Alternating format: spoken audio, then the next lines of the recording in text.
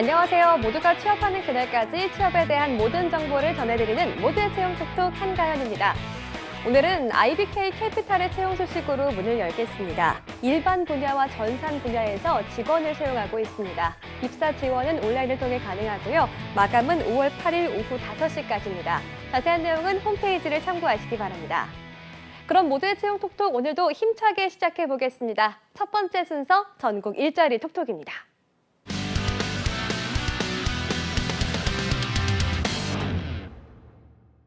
전국 일자리 톡톡 먼저 서울로 가보겠습니다. 서울 고용복지플러스센터에 광미선 주무관 연결돼 있습니다. 주무관님 안녕하세요.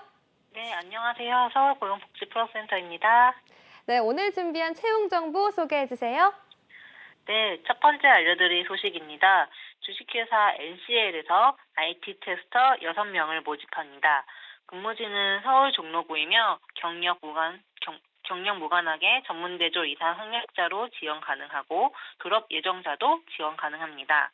IT 테스터로서 소프트웨어 시나리오 분석 및 테스트 케이스 작성 업무를 담당하게 되므로 컴퓨터 활용 능력 우수자, 정보 처리 기사 또는 소프트웨어 테스트 전문가 일반 자격증 소지자는 채용 시 우대하고 있습니다.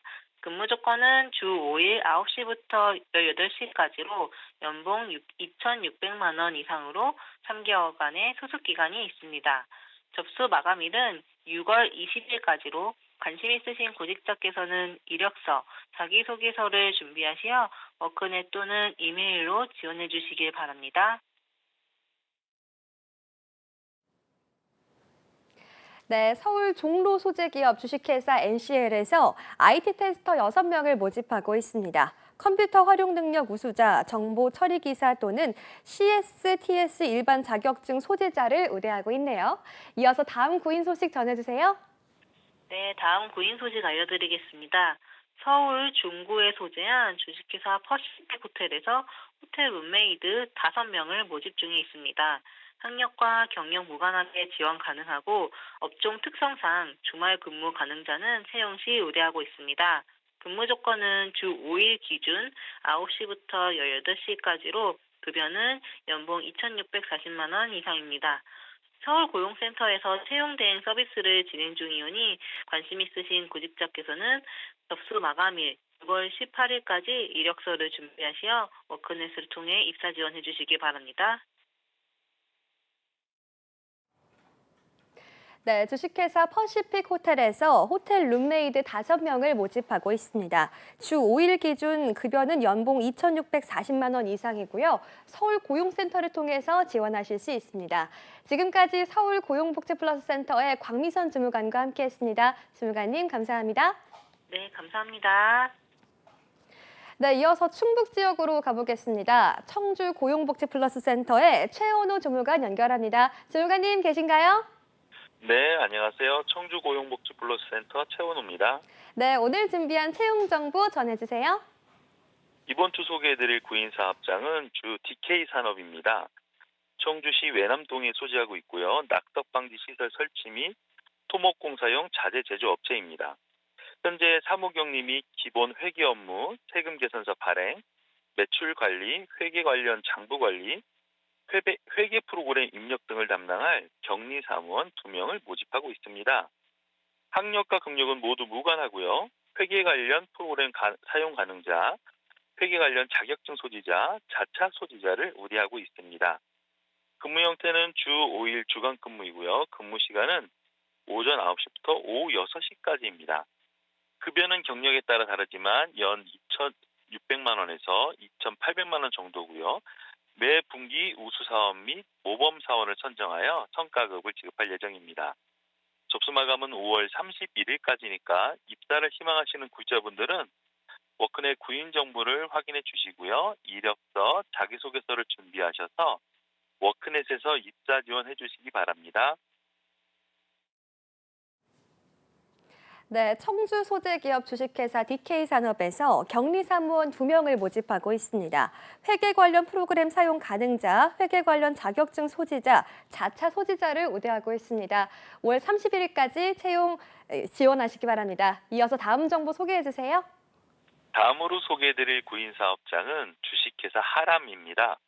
청주시 오창읍에 소재한 과일 엑기스 한방 엑기스 제조 및 판매 업체이고요. 현재 농축액 및 분말식품 단순 제조 생산 및 포장 업무를 담당할 생산직 사원 4명을 모집하고 있습니다. 학력과 경력은 모두 무관하고요. 근무 형태는 주 5일 주간 근무로 근무 시간은 오전 9시부터 오후 6시까지고요. 추가 잔업이 있고 잔업수당은 별도 지급 예정입니다. 급여는 연 3천만 원 정도고요. 복리후생으로 기숙사, 중식비 등을 제공하고 있습니다. 접수 마감은 5월 8일까지니까 관심 있으신 구직자분들은 워크넷 구인 정보를 확인해 주시고요. 이력서, 자기소개서를 준비하셔서 워크넷에서 입사 전 해주시기 바랍니다. 네, 주식회사 하람에서 생산직 사원 4명을 모집하고 있습니다. 식품 단순 제조 생산 및 포장 업무를 담당하게 되고요. 급여는 연 3천만 원 정도입니다. 지금까지 청주 고용복지플러스센터의 최원호 주무관과 함께했습니다. 주무관님 고맙습니다. 네, 감사합니다. 네, 지금까지 전국 일자리 톡톡 함께하셨습니다. 톡톡.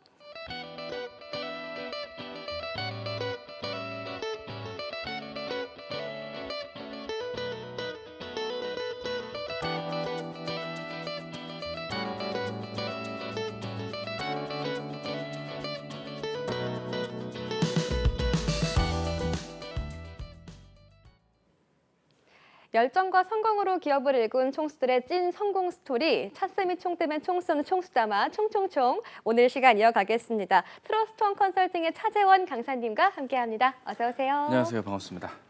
네, 총총총 오늘 또 시간이 돌아왔습니다. 차쌤이 본격적으로 들어가기에 앞서서 총총총 들어가기에 앞서서 한 가지 제가 준비해봤어요. 구직자와 직장인 10명 중에 6명은 취업 또는 이직 시 재택근무 여부를 입사 결정의 중요한 요소로 본다고 해요. 근데 재택근무가 저는 사람들이 이렇게까지 중요하게 생각하는지 몰랐거든요. 10명 중에 6명이면 그래도 꽤 높은 비율이라고 생각이 드는데 어떻게 보세요? 우리가 되게 이제 뭐 맛집을 간다거나 뭐 유익한 혜택을 얻게 되면 네. 한 번만 해본 사람은 없다라는 말을 하잖아요. 한 번만 가본 사람 없다처럼. 한 번이 재택근무에 발을 디디면 헤어날 수 없는 매력이 있는 게 사실입니다. 사실 지금 방송국에 여러 콘텐츠를 준비하시는 선생님들은 이해가 안 되시겠지만 일반 직장인분들은 한 번이라도 재택을 집에서, 그러니까 일어나서 근무도 집에서, 퇴근도 집에서, 다 집에서 근무하는 것들을 의미하는 이 재택근무가 사실 그런 것 같아요. 이게 뭐 매일 재택근무를 하는지 여부를 따진다기보단 유연하게 재택근무도 할 수 있는 조건인 것을 고려하는 범위까지 포함해서 10분 중에 6분 정도가 고려하는 게 아닌가 생각을 하게 되고요. 기업 입장에서는 사실 복리후생을 더 투자하는 것보단 오히려 이렇게 좀 제공을 해주는 게 회사 입장에서도 좀 부담이 덜 할 수 있는 혜택, 근무 어떤 방식이 아닐까 저는 그렇게 생각을 합니다. 다만 최근 들어서는 오히려 뭐 글로벌 회사들을 중심으로 실리콘밸리의 많은 기업들도 그렇고 재택근무를 폐지하는 움직임들도 조금씩 있거든요. 따라서 이게 마냥 좋은 뭐 근무의 방법이다라고는 할 수도 없지만 우리나라 구직자분들한테는 많은 아직까지는 좀 수요가 있는 그런 혜택이 아닐까 싶고 당분간은 이런 것들로 입사 결정이 많이 중요가 되지 않을까 싶어요. 저는 재택근무라고 생각해서 재택근무만 생각했는데 그게 회사 근무의 유연성과도 연결이 될 수 있는 거였네요. 지금 우리 이 프로나 날씨 정보를 댁에서 저 그런 상상은 해본 적 있어요. 그 뒤에 크로마키도 없고. 코로나 때 이제 뒤에 초록색 배경에서 그쵸. 제가 집에서 이렇게 하고 있는 모습을 상상했는데 아직까지 실현은 해본 적은 없습니다. 꼭 되시길 바라겠습니다. 네, 언젠가도 되지 않을까요? 글쎄요. 일단 뭐 오늘 최선을 다하면 될 것 같아요. 네. 알겠습니다. 최선을 다해 보겠습니다. 또 요새 이제 4월 말이 되면서 상반기 채용이 무르익고 있잖아요. 대기업과 중견기업들 또 신입사원, 경력직 사원들의 채용 소식이 좀 많은지 어떤지 좀 흐름을 알고 싶어요. 제가 오늘 사실 이 방송 시작 전에 대기실에서 저희 작가님이랑 채용 시장의 어떤 전반적인 동향을 좀 이야기를 나눴습니다. 워낙 또 업력이 있는 작가님이셔서 정확하게 보셨는데 채용 그 오픈 소식은 많은데 막상 공고를 열면 그렇게 막 채용을 많이 하는 공고는 없거든요. 그러니까 이게 뭐 안에 알맹이는 별로 없고 뻥튀기만 있는 느낌. 그러니까 구직자 입장에서. 하지만 회사 입장에서는 이것도 많이 오픈을 한 거거든요.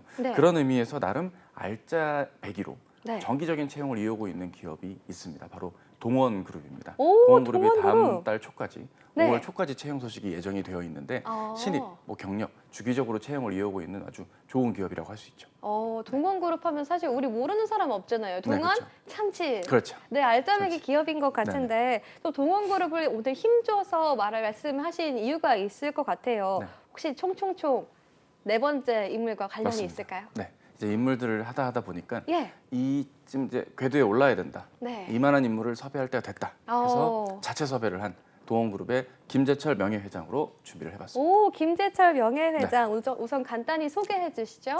이분은 일단 35년생이십니다.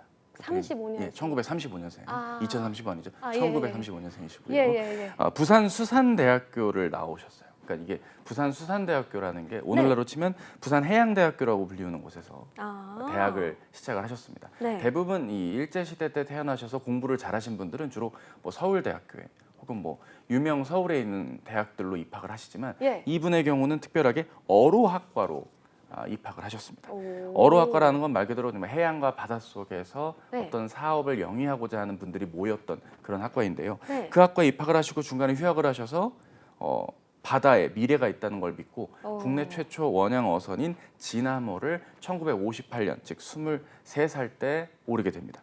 남태평양과 인도양으로 직접 선장으로서까지 활약을 하면서 캡틴 김으로 이름을 날려서 참치 어획을 하고 많은 돈을 거두어들이게 된다고 합니다. 우와. 참치 선단으로 종횡무진 바다를 누볐던 이분께서는 35세가 되던 해 선장직을 내려놓으시고 네. 자본금 1,000만 원으로 동원 산업을 1969년에 설립을 하게 됩니다. 오. 창립 3년 만에 어선 11척을 보유하는 입지전적의 성과와 함께 원양 어업을 주력 사업으로 해서 오늘날 다양한 사업으로 확장을 한 동원그룹이 일구었던 분이 바로 이 김재철 회장입니다.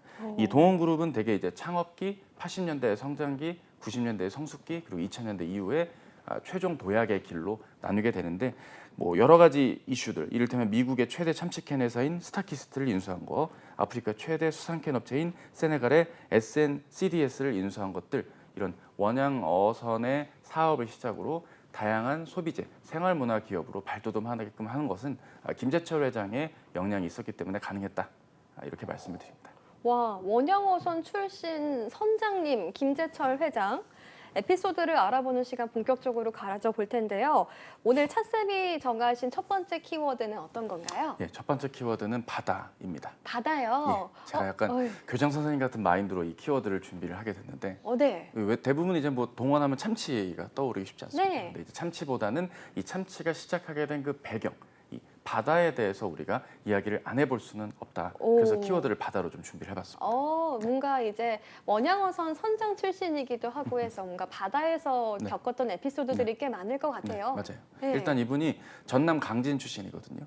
그 강진의 농업고등학교를 고등학교로 나오셨는데 네. 그때 담임 선생님께서 앞으로의 세상은 바다를 어떻게 정복하느냐에 관련이 있다라는 아주 촌철살인의 말씀을 주셨답니다. 뭐 어떤 말을 하셨는지 직접 들을 수는 없지만 네. 회장을 통해 그 김 회장의 일화를 통해서 이야기를 들어본 바 담임 선생님의 영향을 그렇게 받았다고 해서 서울대 농업대학교를 장학금을 받아서 입학을 하기로 예정이 돼 있는데 네. 과감하게 포기하고 이제 부산 해양대학교에 어로학과로 이제 입학을 하게 된 거죠. 와. 당시 이름 부산 수산대학교에 입학을 해서 바다로의 꿈을 키워서 1957년에 진화모에 이제 들어가게 되었습니다. 근데 이 진화모가 미국에서 거의 폐기 처분됐던 오래된 이런 해선, 그러니까 결국 조업을 하기에는 좀 낙후된 어떤 배였다고 할 수 있는데 네. 이 낙후된 배임에도 불구하고 바다에 대한 큰 꿈을 안고 네. 과감하게 해외로 인도양, 남태평양 뻗어나가서 참치 어획에 들어가게 됐던 거죠. 무작정 일단 올라간다는 것도 신기한 대목입니다. 대부분 그 당시에는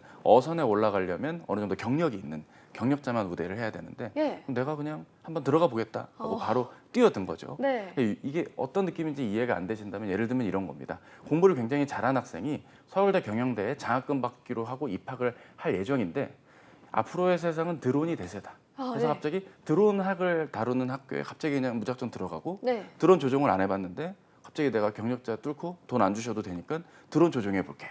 이렇게 사업을 한 거다. 정말 이렇게 들으니까 좀 괴짜 같기도 하고요. 그래요? 예. 와닿으셨나요? 네네, 확 다행입니다. 와닿네요. 정말 다행이네요. 예. 어쨌든 그런 좀 뭐랄까요. 누군가에게는 괴짜일 수도 있지만 누군가에게는 확실한 신념과 추진이 있었기 때문에 가능했던 바다로의 도전. 이 얘기를 안 할 수는 없고요. 와. 이런 키워드나 표현이 예. 제가 지금 이 컨텐츠를 위해서 이런 표현을 했다기보단 실제로 동원그룹 취업을 하는 데 있어서도 이 회장님의 배경을 알면, 이 김재철 회장의 배경을 알면 좀 느낌이 많이 달라질 수 있습니다. 사업 보국의 가치를 바로 회장의 이런 청년 시절의 일대기를 통해서 유추해 볼 수도 있다는 것 여러분 좀 이해해 주시고 잘 봐주시면 좋겠네요. 와, 근데 정말 제가 괴짜라고 표현을 했지만 정말 추진력 하나만큼은 남다른 사람이라고 느껴졌던 게 1년 동안 월급도 받지 않고 회사한테 사고가 나도 책임을 묻지 않겠다고서 네. 하고 일단 무작정 배에 올라타서 그렇죠. 몸으로 부딪혀 보겠다 그렇죠, 그렇죠. 하는 그런 점이 좀 인상적인데요. 그러니까 이 배 한 척, 지남선으로 동원 참치의 역사가 시작된 거겠네요. 맞습니다. 실제로 여러 뭐 주력 경영 주간지라든지 일간지들과 인터뷰한 걸 보면 네. 우리나라를 세계 지도를 뒤집어서 보는 좀 역발상의 모습들도 인터뷰를 통해서 확인을 할 수가 있는데요. 네. 우리나라가 뭐 삼면이 바다이고 좀 고립된 거 아니냐라고 볼 수 있지만 네. 세계 지도의 위치를 뒤집어서 보면 오히려 밖으로 뻗어 나가는 형국을 보여줄 수 있는 대목이다. 여러 사업에 있어서 뻗어 나갈 수 있는 부두의 역할을 할 수 있는 그런 곳이기 때문에 바다를 놓치고는 사업화가 이루어질 수 없다라고 일찍이 많은 인터뷰를 통해서 확인을 할 수 있습니다. 와. 이 유라시아 대륙의 부두 형상. 결국 오. 이게 특정한 전략적 관문의 요충지가 되니까 다양한 사업을 바다로 뻗어나가는 것, 그중에서도 원양어업으로 본인의 사업 방향을 정하게 된 것이고요. 와. 처음부터 사업을 하려고 했던 것은 분명 아닐 겁니다. 예. 참치 어획을 당시 국내 삼면의 바다, 동해남의 황해에서는 주로 진행을 하진 않았고요. 철저하게 해외로만 나가서 뻗어나가는 글로벌한 경쟁력도 일찍이 청년 시절 캡틴 김으로써 확인을 할 수가 있습니다. 와. 결국 동북아시아의 물류 중심이 대한민국이 될 수 있다는 것을 일찍이 본인의 참치 어획 사업에서부터 깨달았다. 이렇게 볼 수가 있겠죠. 와, 시선을 바꾸니까 세상이 다르게 보인다. 뭔가 와닿는 말인데요. 마음에 닿기도 하고 뭔가 애국심이 뿜뿜하기도 하고요. 이쯤 되면 이 김 회장이 바다 사랑을 넘어서 바다 경영의 마인드를 가졌다라고 해도 과언이 아니겠어요? 실제로 인터뷰들을 보면 바다가 변명을 하지 않는다. 그러니까 파도가 불면 네. 피해야 되는 건가? 아니면 정면 돌파해야 될까? 예. 이렇게 선택의 기로에 놓일 때 네. 대부분 좀 힘들고 어려움은 피하기 마련인 건데 과감하게 뚫고 지나가니까 오히려 더 평안한 곳 그리고 많은 어획이 있는 곳이 발견이 되었다라는 와. 인터뷰를 한 적이 있습니다. 네. 결국 이런 부분들은 뭐 우리가 창업을 하거나 취업을 할 때도 좀 견주어 볼 수 있는 그런 비결일 것 같아요. 와. 결국 실력을 갖춘 자가 외압이나 외풍이 오더라도 받아들일 수 있는 것들이 있는 것이 아닌가 싶고요. 많은 분들이 특히 창업을 할 때 보면 정부의 다양한 지원 사업이나 여러 가지 조건들을 많이 혜택받는 걸 뭐 당연시 여기는 문화들도 일부 있더라고요. 네. 모든 창업을 희망하는 분들이 그런 건 아니지만 오히려 간절함으로써 간곡히 필요로 할 때 오히려 돌파할 수 있는 힘은 실력에서 비롯된다는 것을 참치 어획 사업을 해서부터 김재철 회장이 느꼈기 때문에 오늘날 취업이나 창업을 생각하시는 여러분들에게도 이 실력을 충분히 갖추었다면 어려움도 돌파해서 극복할 수 있다라는 메시지를 우리에게 주는 것이 아닌가 싶습니다. 와, 바다는 오로지 실력과 이제 본인의 그런 운에 맡기는 것, 그리고 의미하는 부분이 많은 이야기인 것 같습니다.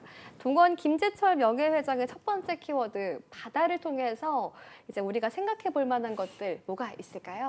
경영에 대한 마인드를 갖춘 그 1세대 경영인이다. 이렇게 좀 말씀을 드리고 싶은데요. 경영 마인드를 갖추는요. 그러니까 오. 경영 마인드라는 게 네. 그냥 뭐 어떻게 하다 보니까 사업이 잘 돼서 돈을 많이 벌게 되었네요 하는 식의 일반적인 사업을 하시는 분의 면모라기보단 예. 기업체를 운영을 하고 그 기업체가 어떤 의미에서 운영이 되어야 되는지 오. 단순히 그냥 개인의 영리를 추구한다는 목적이라기보단 큰 흐름을 보고 이 바다라는 것을 매개로 내 사업이 단순히 돈을 버는 수단이 아니라 실제로 항해를 하는 선장의 마인드로 내가 사업체를 끌고 나가는 것 그리고 회사를 통해 국가의 다양한 특히 물류라든지 다양한 어획 사업을 통해서 글로벌하게 사업을 할 수 있는 발판을 마련해야겠구나라는 항해사의 마인드로 이 경영을 이끌었다는 점은 단순한 뭐 사업가라기보단 경영인의 마인드를 갖췄던 그런 분이 아닐까 싶고 방금 전에 말씀드렸듯 예. 실력을 갖춘 자에게 복이 있다.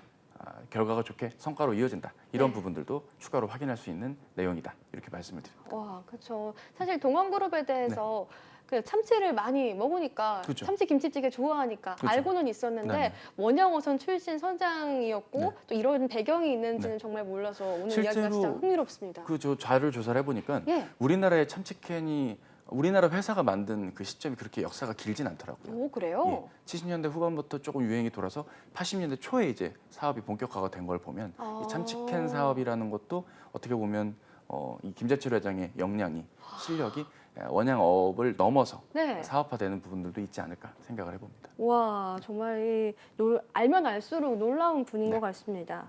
이어서 김재철 명예회장의 두 번째 CEO 키워드 만나보겠습니다. 두 번째 키워드는 어떤 건가요? 두 번째 키워드는 문사철 600이라고 정해봤습니다. 문사철 600이요. 문사철은 제가 인문대학 출신이어서 네. 알거든요. 네네. 문학, 역사, 철학. 네. 근데 이 생각이 기틀이 되는 네. 정말 핵심적인 주요 학문, 네. 문학, 사학, 철학. 이거 네. 말고 600은 뭐예요? 그냥 600권을 읽어야 된다는 얘기입니다. 600권을 읽어야 네네. 된다. 대본대로 진행 안 해주셔서 고맙다는 말씀을 드리고 싶네요. 이거 어떻게 살리나 걱정했는데 천만 다행입니다. 이게 문학책은 정신적으로 풍요롭게 해주고 커뮤니케이션 능력을 길러준다. 역사책은 현실의 문제를 오랜 옛 조선 선조들의 슬기로운 지혜로 극복을 한다. 그리고 철학책을 통해 미래를 예견하는 통찰력을 기르게 해준다. 그래서 문사철 600. 사실 이걸 준비하면서 저도 많이 반성을 했습니다. 저는 600권을 읽진 않았거든요. 근데 이분이 600권을 읽었다라는 건 저에게 많은 생각을 하게 됩니다. 저는 뭐 엄밀히 말하면 역사책 200권 정도는 전 읽었다고 자부하는데 나머지는 좀 편식을 한 것 같아요. 문학이나 이런 건 좀 제가 맞지는 않는데 이 단순히 책을 읽으라라는 것이 그러니까 책을 읽어야만 하니까 읽는다라는 좀 당위성의 입장이라기보단 특정한 역량을 기르게 해주는 어떤 비기이자 도구가 될 수 있기 때문에 우리가 좀 생각해봐야 될 키워드가 아닐까 해서 준비해봤습니다. 보통 이 성공한 기업가들이 독서를 많이 해야 한다 이런 말은 많이 하는데 특별히 문사철 600권을 읽어라라고 구체적으로 말한 건 좀 신선하게 느껴지는 것 같아요. 두 번째 키워드로 고른 이 문사철 600 이걸 통해서 우리는 어떤 내용을 알 수 있을까요? 요즘 이제 워낙 스낵 콘텐츠가 유행인 시절이잖아요. 그러니까 짧은 시간에 핵심만 딱 담아서 정보를 취득하는 것에 익숙한 세대고 저도 학교를 다닐 때만 해도 책을 다 읽어야만 내용이 이해가 됐던 그래야만 되는 줄 알았던 세대이자 지금의 변화하는 세대를 이제 마지막으로 끄트머리에서 받아들이는 세대가 되었는데 이게 좀 편식하다 보면 특정한 콘텐츠나 지식, 지혜를 좀 편집해서 받다 보면 패스트푸드처럼 받아들일 수가 있는 부분인 것 같아요. 실제로 김재철 회장도 임직원들에게 책을 많이 읽게 한다. 모바일로 영상으로 토픽 위주로 짧게 보는 건 패스트푸드 같은 거다. 패스트푸드가 사람의 건강에 좋지 않고 창조적 인간에 도움이 될 수 없으니 이왕이면 진득하게 제대로 된 양질의 콘텐츠를 책을 통해서 제대로 확인을 한다면 보다도 풍부한 역량, 커뮤니케이션, 통찰력, 문제 해결력 등을 기를 수 있다는 걸 임직원들에게 많이 설파를 한다고 합니다. 결국 리더가 갖춰야 될 조건까지도 이는 연계될 수가 있는데요. 직원들보다 윗사람이 더 많이 알고 더 많은 피드백을 주기 위해서는 평소에 바탕이 될 수 있는 지식들, 배경들에 대한 노력들을 책을 통해서 확인을 해야 된다는 것 알 수 있는 대목이고요. 취업을 생각해야 될 우리에게도 많은 메시지가 되겠죠. 또 내용이 준비됐네요. 윗사람은 직원들보다 더 알아야 되고 더 노력해야 되고 더 희생해야 된다. 굉장히 고퀄리티 시지가 이게 지금 책을 통해서 문사철 600을 통해서 지금 윗사람들이 좀 더 나은 방향, 발전된 방향을 모색해야 한다 이런 말씀이시죠? 발췌독도 유행이고 뭐 짧게 내용을 이해하는 걸로만 지식을 생각하시기보단 내재화해서 내것화하는 노력을 좀 강조하신 내용이 아닐까 생각을 해보게 됩니다. 네, 저는 어제 저녁에도 유튜브 쇼츠를 좀 봤던 기억이 나는데 좀 반성하게 되네요. 저도 릴스 좀 봤어요. 반성합니다. 600권 열심히 읽도록 하겠습니다. 벌써 마지막 키워드를 만나볼 시간이 됐습니다. 이 동원그룹 김재철 회장을 설명하는 마지막 키워드, 차쌤이 선택한 키워드는 어떤 건가요? 제가 선택한 마지막 키워드는 이제 정도 경영입니다. 정도 경영이요? 예, 정도 경영이라는 게 정당한 방법을 택해서 공정하게 경영을 하는 자세다. 이걸 정도 경영이라고 하는데 이거를 택한 건 아니 어느 우리나라의 뭐 재계 서열에 있는 많은 기업들이 당연히 해야 되는 거 아닌가 싶겠지만 진짜 정도 경영을 하니까 이 정도 경영이라는 키워드를 여러분께 소개를 해드리고자 했던 겁니다. 일단 관련된 연관성이 있는 내용들 말씀을 좀 드려볼까요? 네네네. 좋습니다. 실제로 이 CEO께서는 정도 경영의 어떤 기준을 단순히 어떤 사업을 뭐 올바르게 해야 된다라는 차원을 넘어서 그 기업인이 갖춰야 될 자질적인 측면까지도 심도 깊게 고려했던 것으로 알려져 있습니다. 실제로 1991년 3월에 본인이 갖고 있던 주식을 아들에게 넘겨주면서 62억 원의 증여세를 국세청에 납부를 했습니다. 91년도에 62억 원이면 지금으로 치면 수백억 원에 해당되는 부분인데요. 네. 사실 이때가 노태우 정부 시절입니다. 그때는 이제 고위 관료라든지 기업인들의 부정부패 시비가 많았던 그 시기인데 예. 그 시기에 이렇게 성실하게 증여세를 납부했다는 것만으로도 오. 많은 분들에게 신선한 충격과 감동을 아무튼 감동을 주은 걸로 확인이 됩니다. 와. 그리고 이제 이런 거죠. 이익을 위해선 무엇이든 한다라는 게 우리가 일반적으로 대기업 혹은 준대기업군에 속한 기업인들의 마인드가 아닐까라고 삐딱하게 보시는 분들도 있겠지만 예. 이분의 경우는 우리 회사만 잘 되는 게 아니라 회사가 속해 있는 산업군, 더 나아가서는 우리나라 산업 전반의 글로벌 경쟁력까지 고려한 모습들도 확인을 할 수가 있습니다. 실제로 한국무역협회 회장 시절에도 네. 단순히 그냥 협회 회원사를 그냥 관리 감독하는 친목 도모의 느낌이라기보다는 네. 협회 회원사들을 위한 서비스 기관으로서 다양한 제도를 그리고 좀 작은 규모의 업체들이 더 해외로 진출할 수 있는 발판의 기틀을 90년대 초에 많이 마련을 해줬다는 게 확인이 되고요. 네. 바다에 대한 제도 행정적 발전을 위해선 1985년에 해양개발기본법 민간위원회를 설립해서 89년에 해양개발 연구회를 만들고 정부 추진을 이어가서 96년도에는 해양수산부를 네. 설립하게 되는 기틀을 마련해 주었다고 합니다. 와. 그리고 단순히 사업을 그냥 뭐 많이 팔리니까 원양어업에 집중하자라기보다는 그 원양어업과 연계된 전후방 사업에 많은 공을 들이고 연계된 기업들이 같이 상생할 수 있기 위한 다양한 제도라든지 협의회 등을 발족해서 오늘날의 동원그룹이 재계서열 51위의 기업으로서 인정받는 기업의 발돋움을 할 수 있고 사업의 기본을 잊지 않고 고객과 공감할 수 있는 사회 필요 기업이다라는 걸 정도 경영에 진짜 정도 경영을 김 회장이 보여줬다 이렇게 좀 말씀을 드릴 수 있습니다. 와. 이 모범 납세, 정도 경영, 성실 이 경영 뭔가 이제 좀 가뚜기를 뛰어넘는 동원그룹이 아닌가 이런 생각도 드는데요. 네네. 네, CEO를 할 그 경영을 하는 자세부터 해서 사회 정의 실현을 고민하는 모습까지 보여주는 것 같아요. 모범적인 CEO의 모습이 아닌가라는 생각도 듭니다. 그럼 쌤은 이 에피소드를 통해서 어떤 내용 전해주고 싶으셨어요? 기업의 책무, 단순히 그냥 사업적으로 해야 될 일을 잘하는 곳이라기보단 네. 납세와 의무, 고용 창출, 네. 그리고 산업의 생태계를 보다도 투명하고 깨끗하게 만들어가는 것 이런 기업인의 자세와 내용들을 1차적으로 한번 확인해 볼 수도 있고요. 네. 동원그룹뿐만 아니라 많은 기업체에 지원하신 여러분들이 혹시 기업에 대한 마인드를 갖출 때 100% 본인에겐 동의가 될 수는 없는 부분이지만 회사를 운영하는 회사 입장에선 이러한 자세를 잘 갖춘 자에게 구성원들도 이러한 마인드를 갖추는 것이 결국 회사의 일원이 될 수 있다는 것에 힌트가 될 수 있으니까 해당 내용들을 놓치지 말고 잘 입력해 주시면 좋을 것 같습니다. 네, 오늘 동원그룹 김재철 명예회장에 대해서 알아봤습니다. 지금까지 트러스트원 컨설팅의 차재원 강사님과 함께했습니다. 오늘 말씀 감사합니다. 감사합니다. 네, 모두의 채용 톡톡 오늘 준비한 내용은 여기까지입니다. 저희는 내일 이 시간에 다시 찾아오겠습니다. 톡톡!